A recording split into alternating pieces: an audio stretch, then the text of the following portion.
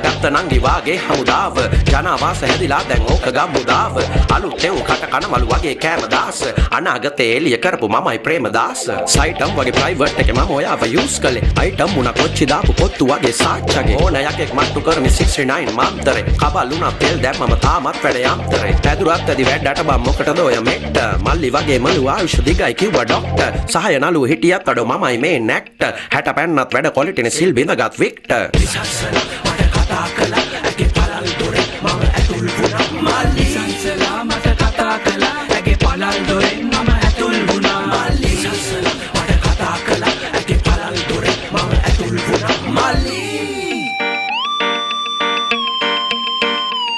මල්ලි